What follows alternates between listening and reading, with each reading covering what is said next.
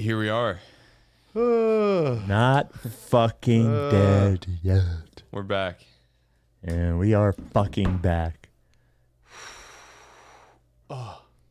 Any Knicks fans in the fucking chat today? Dickheads? Fucking dickheads. Okay. There's none in the chat because they're all at the fucking game. Right. No Eagles moves yet, right? No. But I did YouTube big board for NFL over the last week, different positions, and it's looking pretty good. I had Bo Nix as my Penix as my number 2 quarterback and Bo Nix number 3, and they're already gone. So so not like an Eagles board, but overall. I did my Eagles board today. I actually had Amarius Mims number 1, who just went. So hey, am I jittery, you guys? Because you guys are a little jittery to me. Yeah, you are. Your mouth is not matching up with your. Okay. You might want to restart. That's what I thought. Let me restart. 1 second. Okay.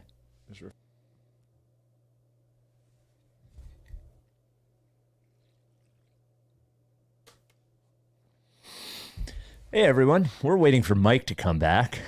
He was a little jittery. Oh, It's a quick restart. Did you restart your computer or just restart the browser? No, just refresh the page. Oh, okay. Yeah, this is better, right? I was like, what kind of computer did Mike get where he can restart it in 5 seconds? Whew. Okay. All right. Okay. Still feel like I can't exhale, but Yeah, that was. I was like up 13 with 9. Well, I don't want to do the pod before. yeah, the pod. right. CJ, pop in when the Eagles make a pick, okay? It's at 20 right now, so that's gonna be like The first in the 7 meat minutes of the segment. Great. When we start. He doesn't. Mike does not care. By the way, he is suggesting. I would like to know who they picked too. Of course. Some guy. The Eagles select some guy you've never watched play. Hang on. I have to get all my stuff in front of me. Mostly just intrigued positionally what they go with. You and me both. I think they're going to take an offensive lineman, but that is my gut. Hang on, I got to get all my stuff ready here. Oh, and CJ, I know you're there. When we do the Briggs thing, just pick an item.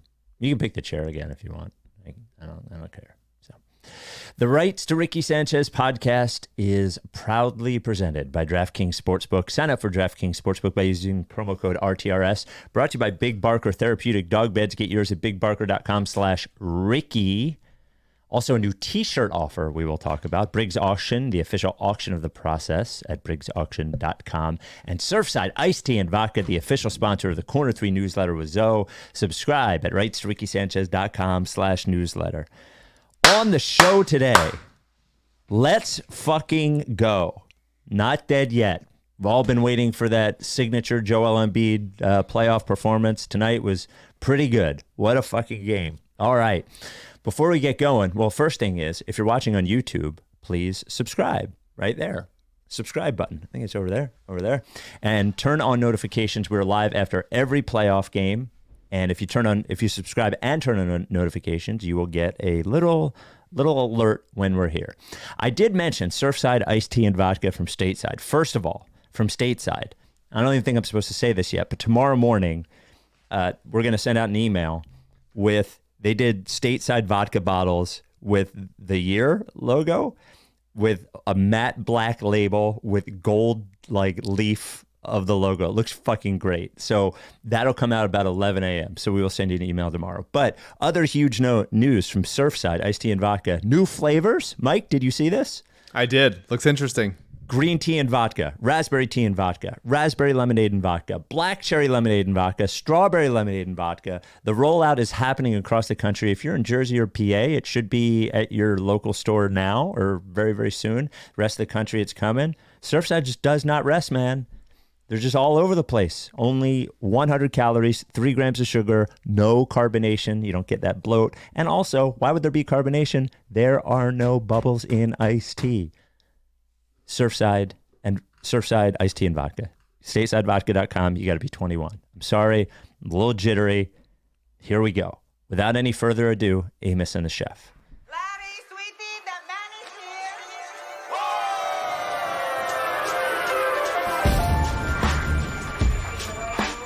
here.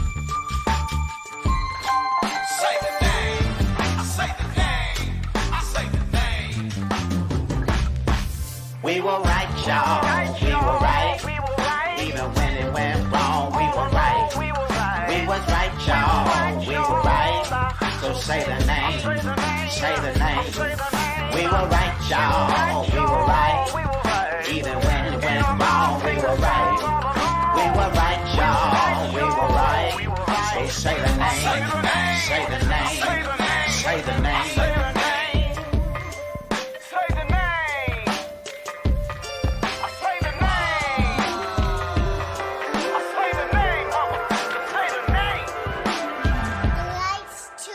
Sanchez forever. Welcome to the Rights to Ricky Sanchez podcast. I'm Spike Eskin, along with a gentleman who is not dead, and neither are the Sixers. That is one, Mike Levin. Man, Here we fucking go, man. whoo. Here we go. This series, Brickin' for Chicken, a inter-Philadelphia sports media battle with Kyle Neubeck and Howard Eskin. Oh, no, we're not talking about that. Fuck No, Kyle I just, Neubeck, that's honestly. this Brickin' for Chicken. The Okay, vibe all shift. right, The okay, vibe okay, shift was all right, there. Okay, all right. We did it. We got him. Man, that was such an ugly first half. What a disgusting half of basketball. Absolutely, Embiid should have gotten tossed. Thank you for not throwing him out of the game. Definitely could have been. Definitely Yeah, could in a have regular been. season game, 100% he's tossed. Like, you can make the argument that he was going to get landed on a little bit, sure, but he was frustrated and he grabbed him, and that's a dangerous play, and he probably should have gotten tossed. It is a play that I also 100% would have made. I do very dirty player things when I'm frustrated. He was frustrated. Very Let's frustrated. admit it. We come correct here. But what a third quarter from Joel. A 50-point game. Those threes, we've been talking about it every podcast. He gets more and more comfortable since he came back from injury, hitting those straightaway threes. And he was 5 of 7 on those threes. And that It was seemed like he made massive. 9 in a row. Honestly. He did make 3 in a row, I believe, on 3 straight possessions. Yeah. A playoff career high 50, 13 of 19, 19 of 21 from the line. I mean, just very good. With whatever he's got going on with his eye and his mouth, I don't want to speculate. It's too bizarre to fucking be doing this. Well, but it doesn't seem to affect the way he's playing right now. So 50 points and a win. Thank God. We were due a new ailment that was Sure, yeah. unexpected. Yeah, the and- knee. We've done the knee. Enough with the knee. broken face. How about Bell's palsy? What about that? Just random popping up in the middle of the series. And also incredible from Nick Nurse when he is asked, is there anything wrong with Joel Embiid's eye? Nope. No. What are you talking about? Okay. Yep. Normal stuff. So I will continue to say this, that I think Embiid coming through in the fourth quarter of the Miami game was sort of telling in that we talked about it after the game, but we had seen Embiid mopey before, and he just does it through the entire game, and he doesn't come through in the end.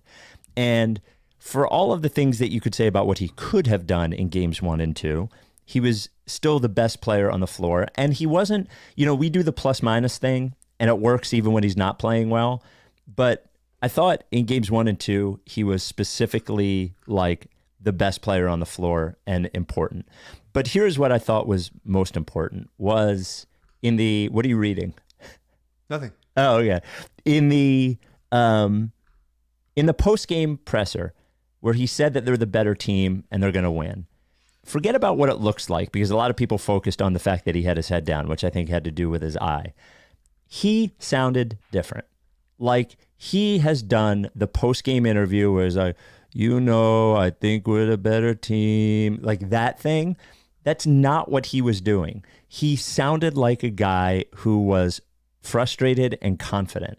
And I just even though in the first half he was way out of control, completely out of control. Yeah, I like the aggressiveness, but Yes. it was a lot of times he was embracing contact. I was worried A, he was in foul trouble, offensive foul, and B, how much can his body take of that? I was expecting it to wear down in the third. Right.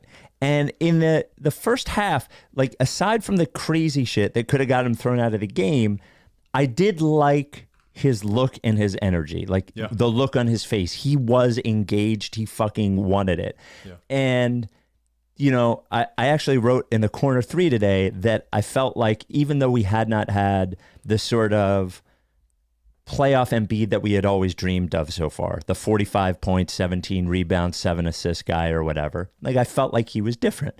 And I thought tonight was a monstrous game for him, especially given the fact that he did lose control emotionally in the first half. And by the way, he's not the only reason they won the game. He was amazing. We will get to everything else, but I am happy for him that with all that he is going through right now, the knee thing and the eye thing, which by the way, if that was going on with me, I probably wouldn't leave the house. Like you know what I mean? I'd probably be terrified of it.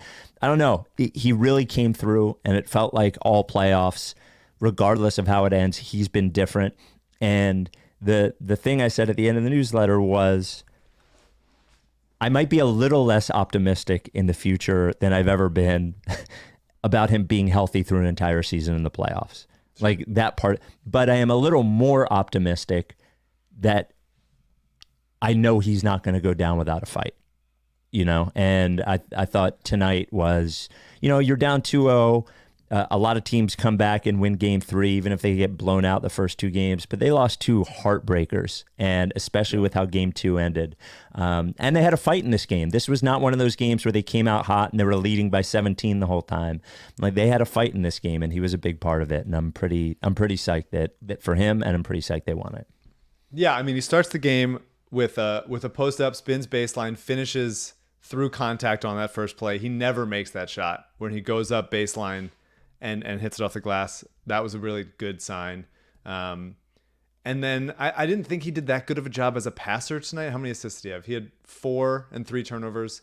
It just seemed like he was, especially in the first half, kind of making lazy, not really engaged passes, not intentional, and having a little bit of tunnel vision. But once he got cooking in the third quarter, he had 3 threes on back-to-back possessions, hit another one off the maxi pass to end the third, then draws the 3-shot foul on Hartenstein when he doesn't give him any airspace. And then Brunson closes out. Alyssa said as Brunson closing out, she's like, he's like humping his leg, and he hits it anyway. I mean, those are just big, gutsy, ballsy shots when, once again, like, there's not that many options and not that many ways to score. We're going to talk about campaign. God bless campaign. But like Embiid hitting those shots was just enormous. And then he kept drawing fouls and he kept forcing it, and they had to send doubles. And then they just did enough to survive. I was worried about the end. Like, you know, the first half was complete chaos. Mm-hmm. The first quarter was beyond chaos. Second quarter, the Knicks started getting on the glass, which was annoying. 43 points in the third quarter, threes all over the place. I thought that a little too much running clock in the fourth. A little too much prevent defense. A little too much prevent defense. Yeah. A little kneeling on the ball a little early there, pal. Taking the air out of everything. But I think probably Joel was maybe tired. And honestly, I was like, who can I blame for this? Tobias wasn't even in. You couldn't blame Tobias for them like starting to cough it up in the fourth. But they did enough to win. I didn't think their defense as a team was that good. The Knicks hit shots. Brunson got going for sure, 39 points and 13 assists. And they still got 11 offensive rebounds, shooting a better percentage. I don't think they boxed out that well. They didn't high point balls as much as you'd want them to, but a couple like really big plays from the role players, and Embiid carried them, man. It is a really, obviously the season is over if they lose this game. Knicks fans in the building, you gotta, Mitchell Robinson goes down. I like Precious Achiuwa. I've always had like a little soft spot for Precious. I think he's a tough competitor and physical and switches and can, is really athletic. But you gotta punish that.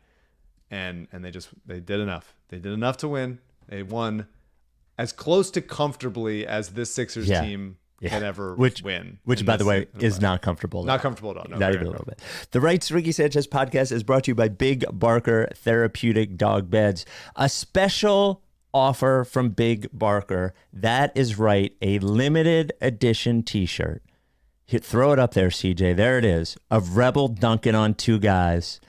With it looks like a magazine cover from Slam, except it says Bark. If you buy the Big Barker dog bed, and we will put the link in the chat right now, and we will put it in the description because it's not at bigbarker.com/Ricky. You go to that link. I think there's like less than 50 shirts there.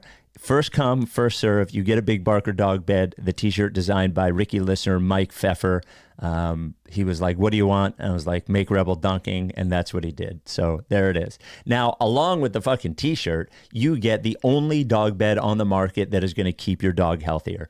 That is what they started it for. Eric, who started Big Barker, was like, there's no beds that are supportive enough for my dog, his dog who has passed away since, Hank. There's no beds that are supportive enough. Why don't they make beds that support the dog's joints? And he got to it. And that's where Big Barker came from. It's engineered by experts to keep your dog's joints healthy. Go to that link for the T-shirt, or you can go to bigbarker.com/Ricky, but I suggest you go to the link for the T-shirt. You get the Big Barker dog bed, and it's even been proven by PennVet that it keeps your dog healthier. It proves a reduction in pain severity, an improvement in joint function, a reduction in joint stiffness. All that stuff happens as your dog gets older. And the thing that I always tell you is, imagine if you slept on a bad bed for one night. You would feel terrible the next morning. Now imagine you slept on it for 2 nights, 3 nights, 4 nights. If you put your dog on a bed that comes from the pet store, one of those regular dog beds, that's how your dog's going to feel. But your dog can't talk, so it's not going to tell you. That's why I'm telling you. Get your dog a Big Barker dog bed. Comes in the Barker Jr., which is for tiny little dogs, all the way to the extra large, which could fit 2 CJs on it. So I suggest, if you have a dog and you love your dog, the only way to prove it is to get your dog a Big Barker. There's a 10-year warranty. The foam won't flatten, or they replace it for free. A 1-year at-home trial. If you don't like it, if your dog won't sleep on it, which can happen occasionally, they'll give you a full refund. They'll even pay for the shipping. It's handmade in the USA. Big Barker dog beds. Whoa! Okay. So Have you seen the on-off Embiid yet? no, For what the is series? it? No. On court in 116 minutes, Joel is a plus 33. When Joel is on the bench, in just 28 minutes, the Sixers are a minus 32. There you go. It's just always how it goes, man. Even when he's not at his best, he's obviously not moving that well. He's obviously not jumping that well. Every time he rotates over to Brunson, Jalen's going to make that pocket pass to hit Hartenstein for that floater. It seemed like Hartenstein hit 75 of those tonight. Joel did a good job getting him in foul trouble to make it hard on him and make him, a little less willing to contest as much as he would. And he's just still a fucking great shot blocking threat, dude. He's a great shot blocking threat.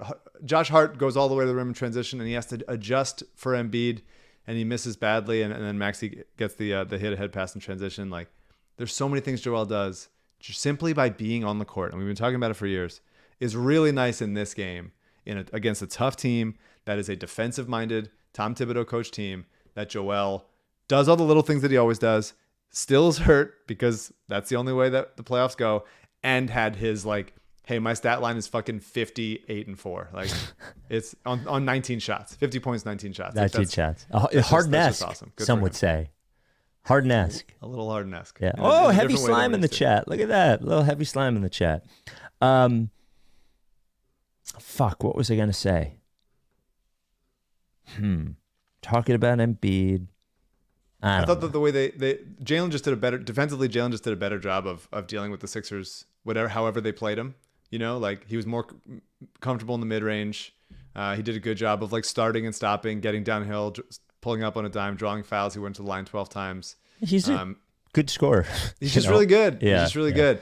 Yeah. I obviously there were a couple, hey man, be really careful with, slapping down there, watch your body control. Don't give him the easy ones. He just hit a bunch of tough shots. There were a couple open threes that he took where you're like, come on. And a couple nobody rotated over type things, and you just got to keep him in front of you. But those tough ones, those tough mid-range where he's like jab, pull up, whatever, if you can just stay disciplined on those and not bite on the jump, then those are tough shots. And I'm ultimately fine with those. I really am.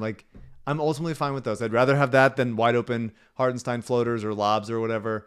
You just make him make tough shots, and he can make them, but they're A, inefficient, especially if you don't foul him, and B, he's going to get tired. He played 45 minutes tonight.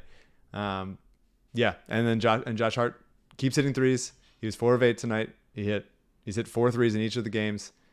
He's just really good. He's just a basketball player. He's a gamer. He's not a good shooter. He's but just he's not on a heater unitasker. right He's a basketball player. He's not Matisse. He's not even he's not Ben Simmons. He's guys that Guys that doing this again. he's hitting shots. He's hitting shots because Yes, he's a good he's hitting player. shots. What do you want? I mean, look, they were gonna have to pick, but I would just again prefer those Brunson tough mid ranges are 2 points. The Josh Hart open threes are 3 points. I'd rather give up the tough contested twos.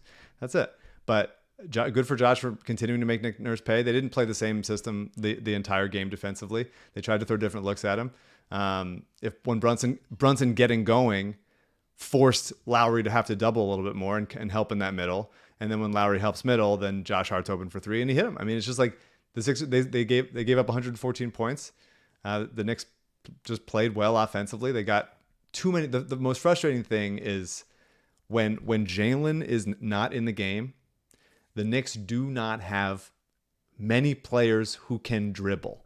No, it's really just McBride and Hart to an extent. That's really, but even those, they're not making plays for others. They're not making plays off the bounce against a set defense. Like those guys can attack second side. They can attack a weaker defender. They can attack a big on a switch, whatever. But like when you have your defenders in front of them and Jalen Brunson is not on the court, the Knicks should not score in the half court. And too often they like Kelly Oubre's playing like too high up on OG or Deuce and just gets blown by. Tobias like isn't sturdy enough to stand there and like get in somebody's way and make them take a tough shot over him. Like they couldn't match up in transition over and over and over again. That is brutal, man. They just get back cut. They're not paying attention. They don't communicate in transition. They seem to not. They have tunnel vision looking at their guys. It kills me. Luckily, their offense was as good as it was, and Embiid hit those threes, and they shot 15 of 31 from deep because like those. They gotta clean that shit up. They gotta clean it up, and they keep not doing it. Well, I mean, the teams are who they are at this point. Like I don't think we're gonna see coming into the game or coming into the series. The Knicks were a really good offensive rebounding team. The Sixers are a very bad rebounding team overall. So getting killed on the glass is just like, I don't know what, especially with a sort of compromised Embiid. I don't even know if that's gonna change. What's wild out of all of this is that, and I will go to my grave thinking about this, is that the series could be 3-0, which is fucking crazy. Sure. So we've gone 22 minutes. I feel like can we please talk about campaign? Campaign, let's go. Oh, I'm seeing Quinyon Mitchell for Zach Berman. Cornerback. Yep. Quinyon Mitchell. Cool. How he gets a cornerback. Yeah, everybody's happy with the fucking cornerback there. There we go. So it took like the 17th straight useless Buddy Hield appearance for Nick Nurse to finally, and it was the open 3. He was open. Yeah. He was Josh Hart open on that corner 3. Yeah. And he off of a B-ball offensive rebound and kick out. He bricked it and also smoked a layup, which is every single game. It was a contested layup, but like it's a contested layup because Buddy is not fast enough or athletic enough to get all the way to the rim. Buddy did have one incredible rotation to stop a wide open Mitchell Robinson dunk, which was really, really nice. So good for him. We got to give him credit for that. Yeah, it's not like he's not hustling. No, and he's playing pretty well defensively. He's playing better than you expect defensively, but he just can't get open. Can't get open. If you're not going to be able to get open, like you're too slow, you need too much airspace to get the shot off, like you can't play. So finally, literally 60 seconds after I tweet that I'm going to lose my mind if he plays Hield over Campaign one more time, he puts Campaign in, and I truly believe those 2 threes and the I think it was to save the game. Like I'm trying not to overstate this, but Campaign has big fucking balls. Sure. He does not give a fuck. He is happy to be out there. When we have other Sixers who are sort of clenching a little bit from the pressure, you can be sure that Campaign is not fucking scared. That guy is a fucking hooper, and I'm glad that I'm sick of hearing, well, we can't have 2 small guards in the backcourt. You know what we can't have? Buddy Hield not shooting and fucking breaking threes. Yeah. And if Melton's not going to play, which it doesn't seem like he's going to, you got to play Campaign. Those were huge buckets from Campaign. And energy, by the way. Not just huge buckets, but great energy from Campaign. Yeah, for sure. I like that Melton's available. I'm fine that he didn't play tonight. They won. I wouldn't rule out, if he's made available, I wouldn't rule out that he couldn't possibly come in and make a difference at some point. Cam just like immediately finds Batum in the corner for a three and then hits two big snap to grid threes. He's absolutely overtaken Buddy Hield in the rotation. The rest of the series, Buddy cannot see the floor. Just can't. Just cannot. You can't try it. You can't try it again. It's over for the series. Maybe next series things reset if we get there, God willing. But you can't try it again. He's done. Sit him on the bench. He hits a floater. That was a big shot. Sixers Adam noted that like his ability to stay ready, and he's been, everyone's been saying like how pissed off Cam is about not playing. He's like, he wants minutes. Nick Nurse is like, he's Even really Nick pissed off Nurse at said me. it. Yeah, he wants minutes. It's frustrating, and it's like, yeah, they needed some more on ball juice. Kyle Lowry, God bless him. Nick Batum, God bless him, can't do much with the ball in their hands anymore. They're not creating that much. They're not getting all the way to the rim. They're not using their speed to get other guys open or burning them if they double off him. And he just hits shots. He can get hot. I really like the Campaign Kyle Lowry combination when Maxi's on the bench. That's just like with just one of them, you're feeling a little bit lacking. With both of them, you start to have a little bit of juice on both sides. He hits a step back three over Isaiah Hartenstein. He's 11 points in 16 minutes. He gets 2 blocks, which were kind of strips. A really good, crisp, like high-low pass to B-ball on the dunker that draws a foul. Another one to a rolling B-ball that drew a foul. He plays with energy. He plays with juice. He can hit shots. And he's just a little bit fast. And this Knicks team is so fast where everybody else except for Maxey seems so slow. And it's nice to have somebody that goes like, "Hey, we're by you." It's just really nice. It's a total breath of fresh air. He got the fourth quarter interview. Like you just need Nick Batum in the Heat game. Campaign now.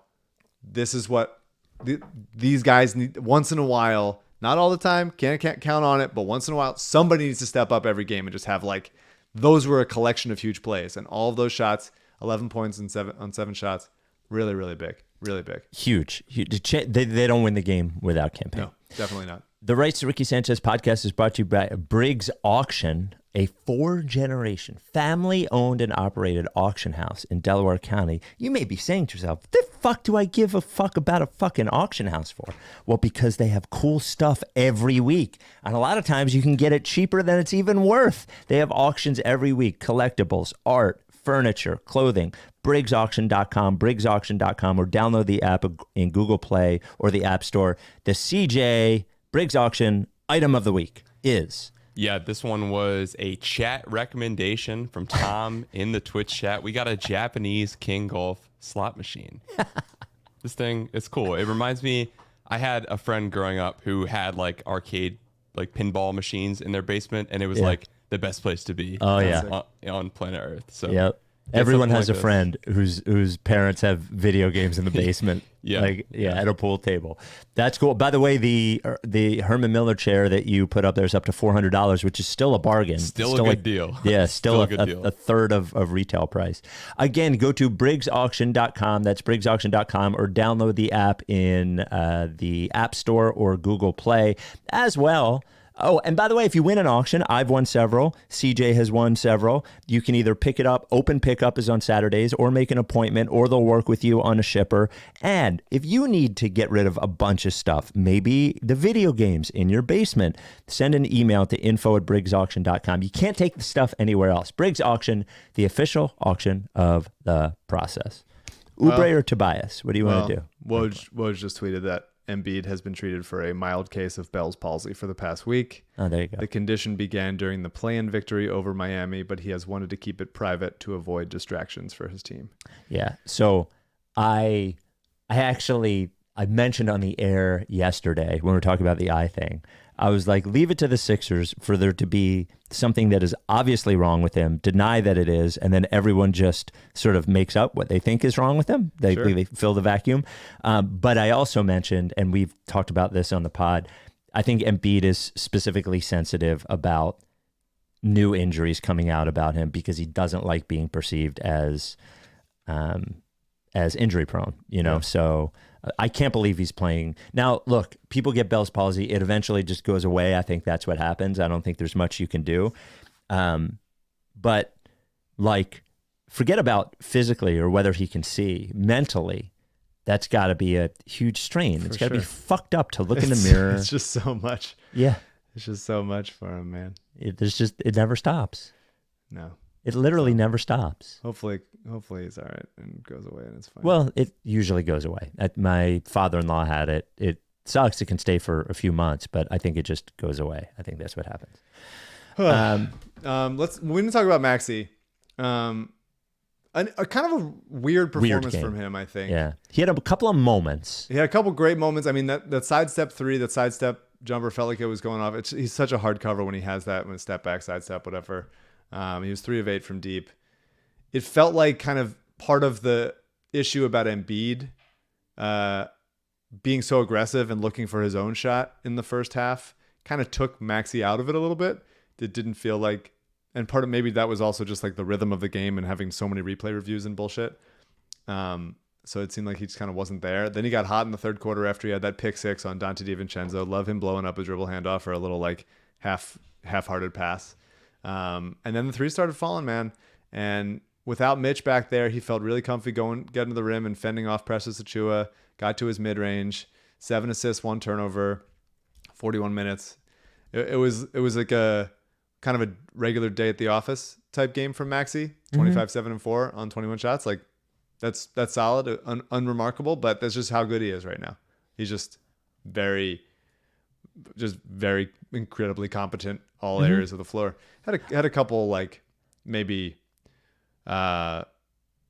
indecisive moments or not exactly, a little loose with the ball or less crisp than could have been otherwise. But him getting leaned on all series by guys that are bigger than him and stuff, it's going to take its toll. And just like I'm saying, Brunson is going to start to miss or make mistakes if you force him to do everything as long as he's on the court. It's the same thing with Maxey. Yeah, I thought it was to your point, I just thought it was a solid, normal game for Maxey, but hit a few big shots. They keep him in there. Look, he was great in the first 2 games. He's 23, There's a lot on him to be the second best player and a lot of times the best offensive player if Embiid doesn't have it. Totally. Most improved award winner. Congratulations, Very Tyrese. exciting. So I thought it was a good game from him. And as good as Jalen Brunson is, and if you had to have one to win a championship today, you probably take Brunson, but he's outplayed Brunson like largely for this series, which I think is pretty impressive, which is good with as good as Jalen Brunson has been this year. Yeah, for sure. Oubre, after 2 games of having pretty great defense and not great offense, I think it totally flipped in this one. He was excellent offensively. Started off with a patient drive to the rim, finishes with a big 2-hand dunk. I thought that was a nice tone setter. And drills a 3 on a pick and roll with Joel. After being pretty hesitant from 3 for a while now, which is not something I like. No. Even if he misses, I need him to get him up. He felt much more ready to pull. Took 4 threes, hit 2. It honestly felt like more when I was watching. Caught an Embiid air ball and dunked it. I could kiss him. I love him. Thank you for dunking. Has a nice big cut from the corner. Embiid finds him again. That's like the movement has from earlier in the season has totally gone away. There's like not much movement. There's not much flow to the game anymore. It is just like grind. But Embiid and Kelly have a little bit of that nice chemistry where Kelly either cuts middle or cuts off the corner, and he found him there. That was a big shot. And when Embiid gets going and Kelly is willing to shoot from 3, like they can't double off that. It's just everything. That's why I love about basketball. It's also fucking connected that like if Kelly's not willing to shoot from 3, then his guy can double off easier. Right. And then that makes it harder for Embiid. Or he's got to at least be a cutting threat and get beat back door, whatever. Which, by the way, we haven't really seen since Embiid has been back from Kelly. Like, it was so good in the first part of the year, and then Embiid disappeared, and Kelly went into sort of like normal Kelly mode. Yeah. Would be nice to see it. But also, I'm sorry to interrupt, but no. I also think the Knicks are... It's playoffs, which he hasn't been in the playoffs in 6 or 7 years, and hasn't played this particular role in the playoffs. No, the Knicks are physical with that. Like, everything's hard. So all that cutting, you're going to get bumped, you're going to get pushed, and they try to take everything out of rhythm.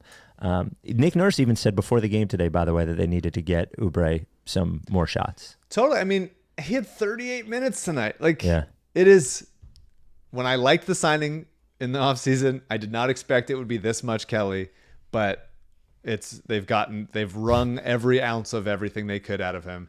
And the passing has continued to be helpful, man. He had 3 assists tonight, a gorgeous drive and bounce pass to B-ball for a dunk once he drew Mitch coming over. A really nice one in transition, finding Tobias for a dunk.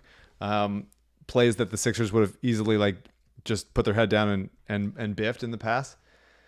It's nice. The defense I thought was pretty rough after playing better in the past few games. He gets back cut so easily off ball. He gets overly reachy sometimes. He's out of position sometimes. An OG can just make an easy straight line drive, and he always plays a little bit too lackadaisical off shooters off the catch. It's tough. The guy I trust the most on shooters is Batum, but the guy I trust the most on Brunson is also Batum. So it's kind of tough to do it. But it was an overall really solid, especially offensively, game from Oubre. And Nico, man, like defensively, that guy is just so helpful. Lowry's been helpful also, but like the length and the awareness, and just like he saves more than any player in the Joel Embiid era outside of Joel Embiid. Nick Batum has saved so many people's asses with like contests. Sometimes doesn't get the shot, but obviously the blocks. I counted 3 big blocks today. Maybe they gave him credit for 1 steal. He blocks a Brunson drive. That was huge. Deuce McBride got an offensive rebound off a Brunson missed free throw. And it was, the TNT had a bad camera angle on it. So it was like, you couldn't really tell what was going on, but Deuce got the rebound and was about to put it up, and Batum blocked him from behind. That was huge. And then the biggest play of the game, which would have cut it to like 5 or 6, a little too close for comfort, was blocking a Hartenstein dunk from behind, which was just a massive play. And again, he hits another 3 after being very cold for much of the regular season. He's really, after that Miami game, the second half of that Miami game, he's just become a very willing 3-point shooter, and that just matters. Like we can't be trigger happy. Like we just cannot. No, and we want to be trigger happy. Great. We must be trigger happy is yes, what I meant to say. There you go. That's what we have to be doing. Yeah. So good. I love him. Yeah, I love him, and he's great. And I wish that we got him like 6 years ago, so he's still a little bit more like offensive juice. That's not just stand there or make the right pass or something. It'd be like if 27-year-old Nick Batum was here, like he could just be the third guy right now. Like that'd be fine for that, like Chris Middleton style. Like that's right, go do it. But he's not quite in rhythm as an offensive player, more than just like catch and shoot and the occasional good like cut middle for a pass. Yet you were talking about Batum. I wanted to jump back to Oubre for a second.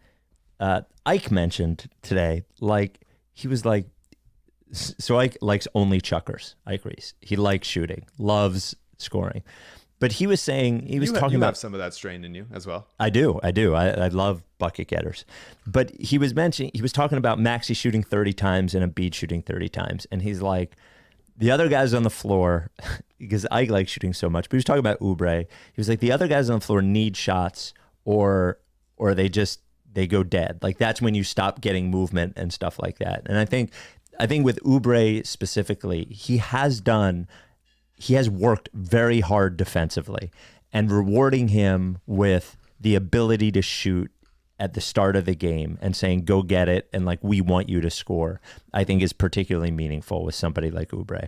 And you're right about Batum. Like the specific thing about Batum is that he is not allowed to retire. We have been waiting for players like Kyle Lowry and Nick Batum to be on the Sixers for the entire time we've been doing the podcast. And Nick Batum, you must not retire. We need 1 more year out of you, Nick Batum. The Rights Ricky Sanchez podcast is presented by DraftKings Sportsbook. So Sixers opened up as 4.5-point favorites for Game 3, which is a pretty big swing considering the Knicks were 4.5-point favorites for games 1 and 2. So basically like a 10-point swing from one court to the other. And they open up as a 4.5-point favorite in Game 4 as well. And let me look at the I wonder series. what Mitchell Robinson's status is going to be. Yeah. Well, he came in, his ankle was still hurt at the beginning of this, right? At the beginning of the series. Yeah. Knicks now minus 250 favorite, and the Sixers are plus 205 to win the series. So there you go. We love DraftKings Sportsbook. With the NBA playoffs going on, you can't miss any of the action with DraftKings Sportsbook. You can do same game parlays. You can bet futures. There's like, sometimes I'll just stare at the, I just stare at the odds sometimes. I'll keep looking at the line throughout the day just to see what people are thinking. Sometimes I think they have a line on injury status, and I see if the line moves before an injury is mentioned. I love DraftKings Sportsbook. The app is great. You put your money in, it goes right in. You want to take the money out, comes right out. There's also the casino in there too. And with the NBA playoffs, there's no other place to go. Download the DraftKings Sportsbook app and use code RTRS. That is code RTRS. New customers bet $5. You get $200 in bonus bets instantly. That's code RTRS only on DraftKings. The crown is yours. Gambling problem? Call 1-800-GAMBLER. Got to be 21. See show notes for details. Tobias. You know, I'll give Tobias this. 8-5. I'll give Tobias this. Forgetting about the offensive rebound and missed layup, which was just fucking a punch in my dick. Just the hardest punch in my dick. Yeah. He's trying very hard.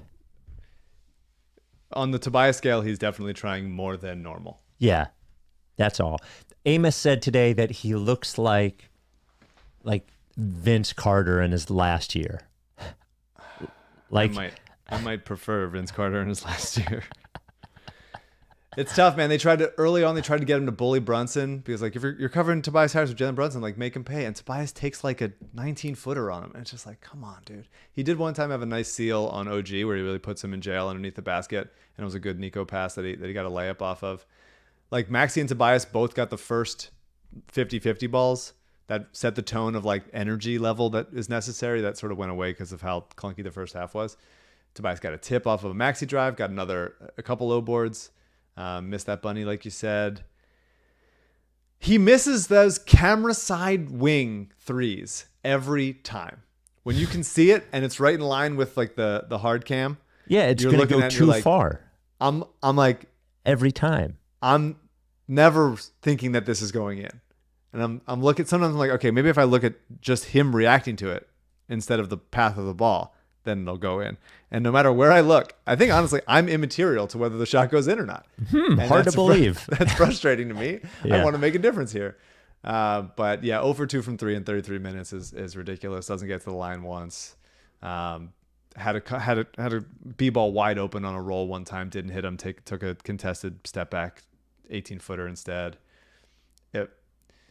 His on-ball D is fine sometimes. He's at least learned back taps. I think Kyle Lowry has taught him how to, like, slap the ball away, which is kind of nice. Mm-hmm. But, like, man, off-ball defense. He is trying hard. They go to Brunson. Tobias tags a rolling Mitch, but he tags him from, like, the upper wing, like, pretty high up, and then he goes all the way down with him, and Bojan just, like, kind of rotates over, and then the ball gets very easily swung to Bojan, and he's 25 feet away from the guy he should be covering. He's so far. And Bojan has never missed against us. Honestly, the fact that Bojan he's 1 for 3 in the game, and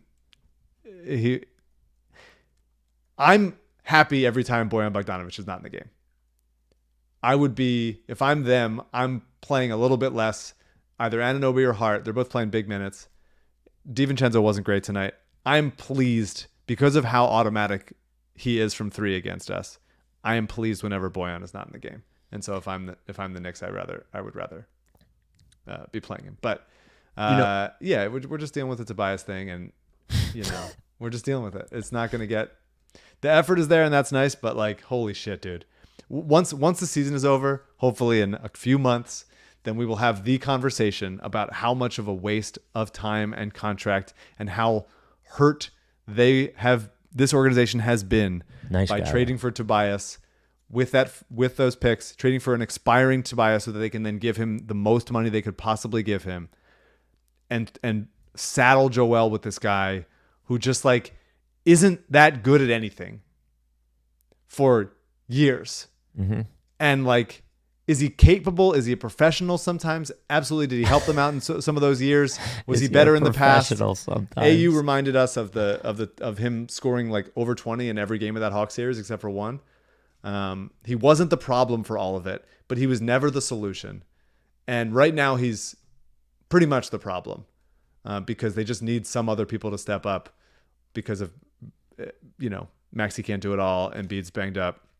You just wish you had anybody that could just take over a little bit. And Tobias is just not that guy. He really is not that guy. And it is crushing how much time has been wasted with him making as much money as he possibly could on this team for that long. Mm-hmm. And like, I'm sure he's $500,000 a game. I'm sure he's mattered. I'm sure everybody likes him. I game. like him. He was great on this podcast.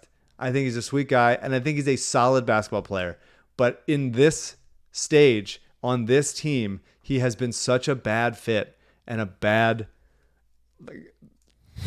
Sixers win a huge game. Mike finally unleashes on Tobias. It's just so much money. It's so much of the salary cap is given to Tobias, and it's just like if he was making the mid level, then you could go like, okay, that's fine. Other guys stepping in, whatever. But so much money has been given to Tobias for him to be playing forgettable or detrimental basketball for much of his time here, and it's almost over.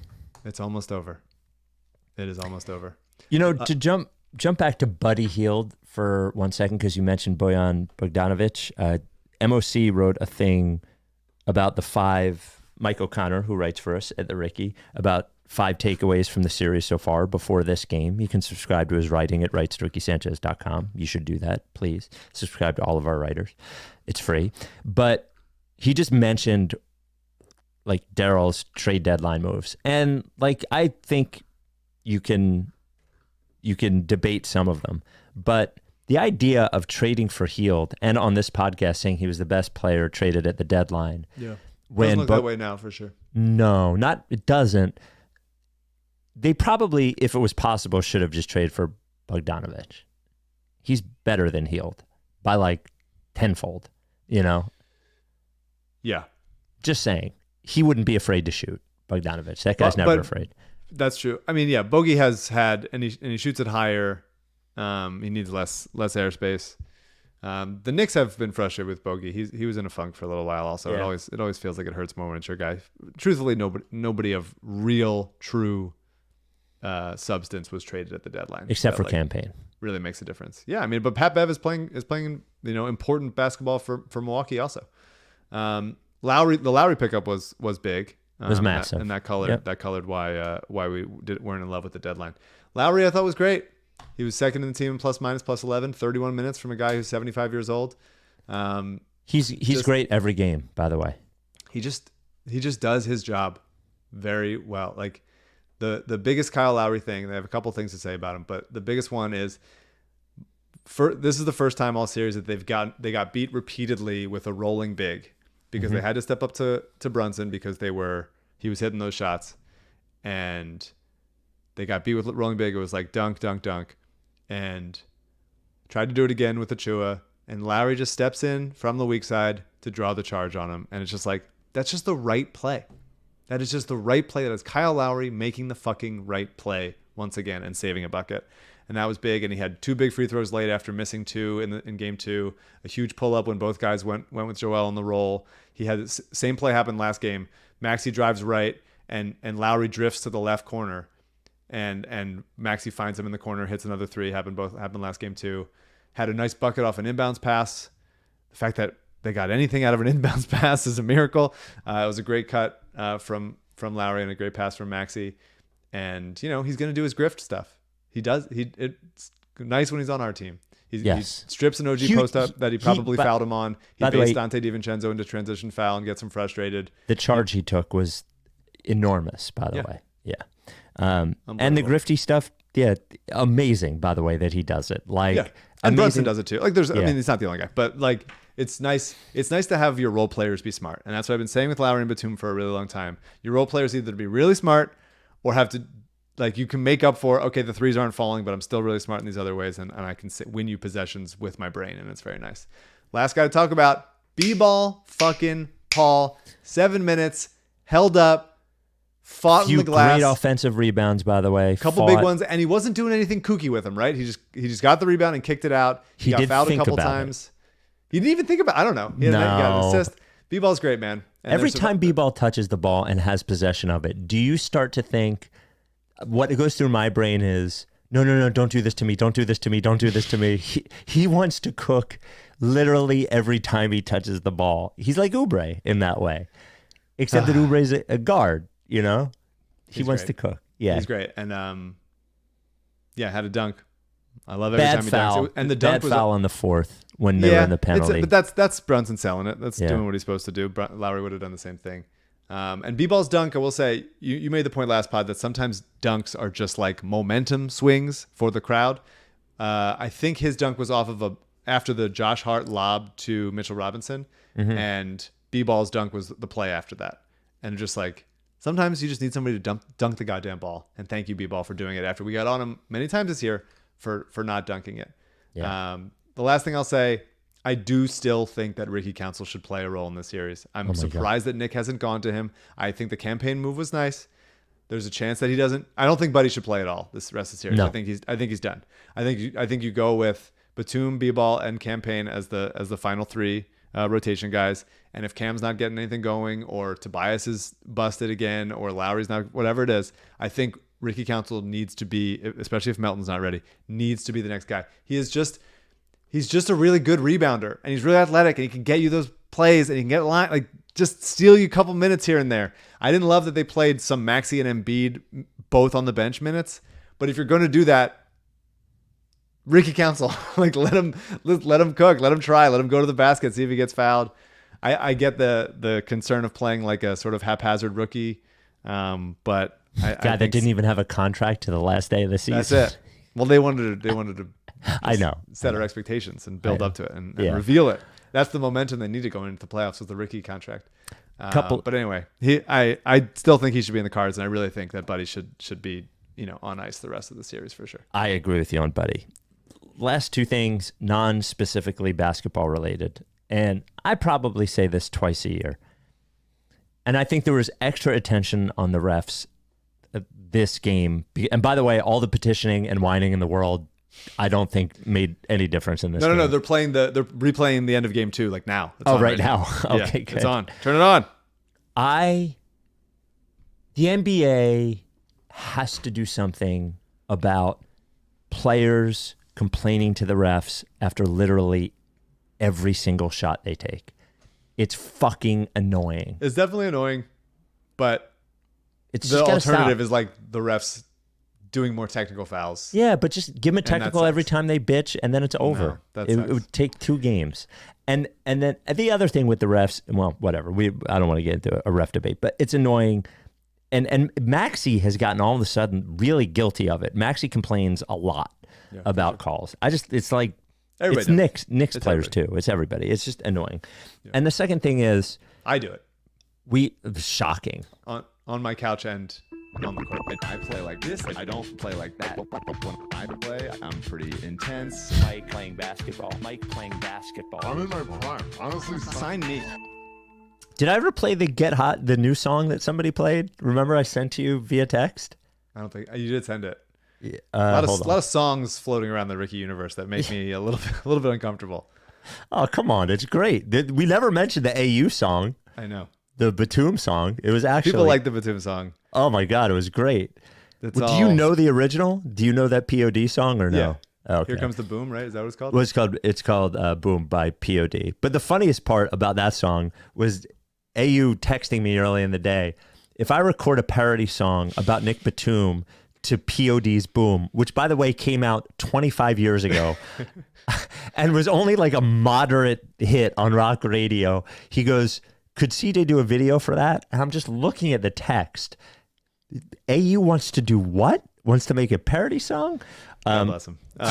Mitchell Robinson walking out of. Were you gonna say that, CJ?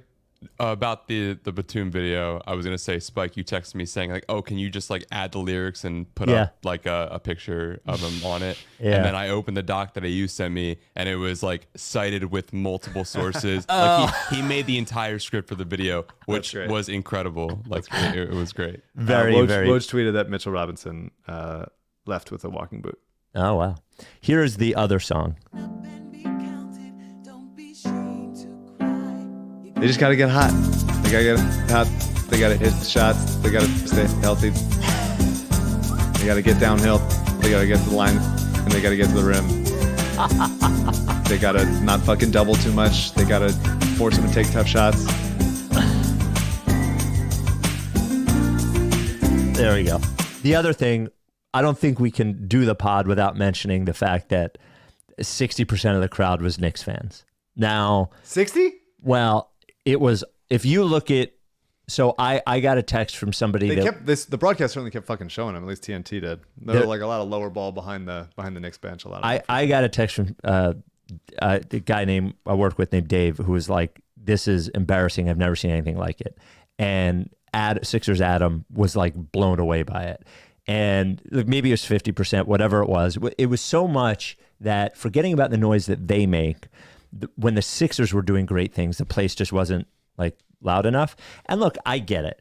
Knicks fans are priced out of their own building because Turtle and Ben Stiller pay $25,000 for courtside seats and tickets are too expensive. I get, and I also get if you have tickets, you're like, fuck this team. I'm making $100 on my tickets. I'm not going to the game. I don't know what else to say other than, like, I get it from the Sixers fan point of view. I get it from the Knicks fan point of view. It is kind of a bummer, though, to see that many Knicks fans in when the Sixers are like a real team. You know, this is they didn't like whatever. They're a real team with a star player, two star players, and it was a bit of a bummer that the Sixers have not given them that. I would say that the bummer is the Sixers have not given those people a reason so far to be excited enough to be like, you know what? No, I'm not selling tickets. I'm going to the game. It was just a bummer. Yeah. That's all. Yeah. Oubre crashing his Lamborghini? It was actually... So I know the report was that he crashed the Lamborghini, but actually what happened is he was on a bike and a car hit him. And that's what you're alluding to. Yeah. Yeah. I don't know. It sucks. Look, played good. Crash it again tonight. Crash it again tonight. You play that good offensively. You're willing to shoot. Crash it again tonight, buddy. As long as you're okay, you keep crashing it, man. I don't care. Insurance will cover it.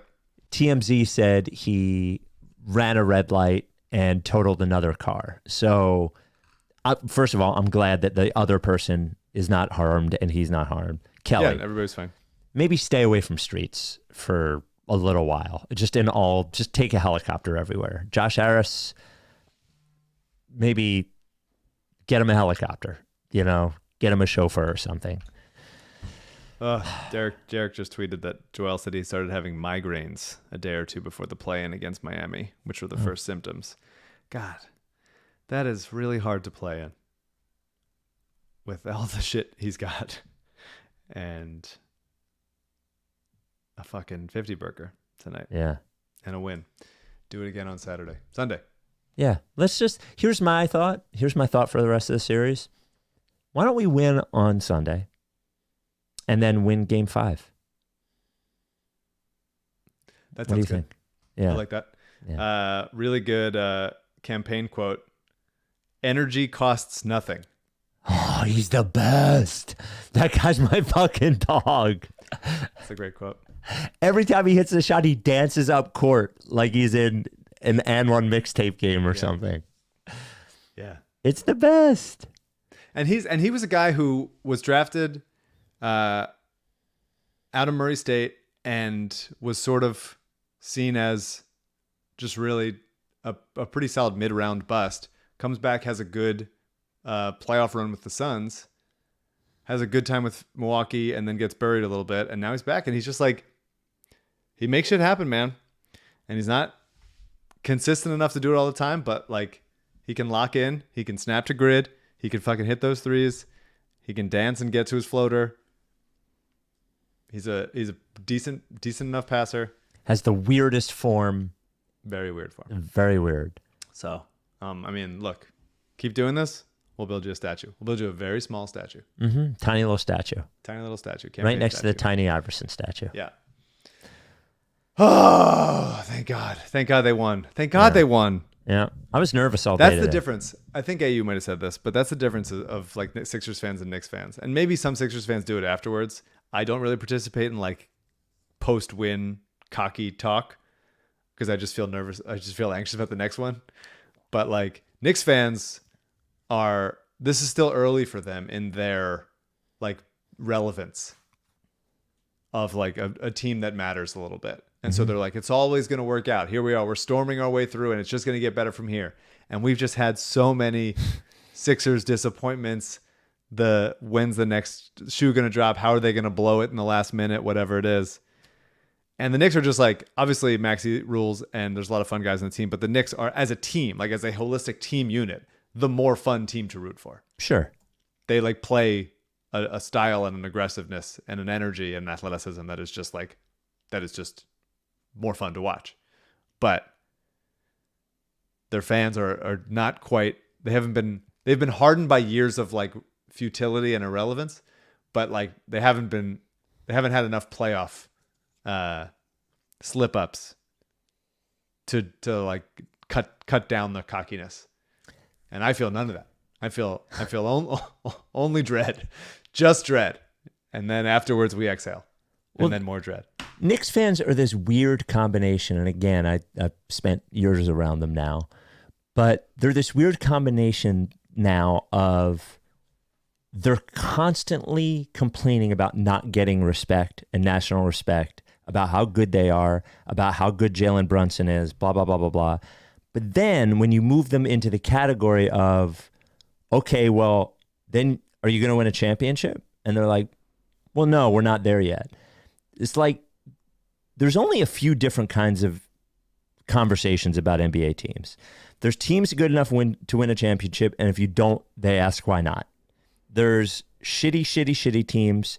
There's rebuilding up-and-coming teams. And then there's everybody else that gets completely ignored. You cannot complain about not getting respect about how good you are and then also say you don't want to be held to the same standard as every other team who is in that position. Knicks are the 2 seed. The Sixers are the 7 seed. The Knicks were favored to win the series. So like you're getting respected. Like stop whining is my position to them. And by the way, as you sort of hinted there, very fun to root for and scrappy and plays hard. Pivots real quick if you don't like win anything. Sure. Is, you know, like all of a sudden you wake up, like Knicks, whenever their season ends this year, they will wake up and say, okay, well, who are we going to add? Because you can't just come back with the same team next year. Whatever. Yeah. Joel says he was trying to make sure Mitch Robinson didn't land on him, the play that he was called a flagrant 1 for. And I get it. And I'm sure that was part of it. But that was an aggressive shove when the guy was about to go up. You grabbed him, and then it was like a grab, pull, and then a shove afterwards. And look, I get it. I would have done the same thing. And people calling Embiid a dirty player, I understand why you would do that, why you would say that, for sure. They just got to get hot. They got to get hot. They got to hit the shots. They got to stay healthy. They got to get downhill. They got to get to the line, and they got to get to the rim. They got to not fucking double too much. They got to force them to take tough shots. Okay. We will talk to you after the game on Sunday. Go Sixers. We're not dead yet. Are you down with TTP? You know, lick face. Yeah, for sure.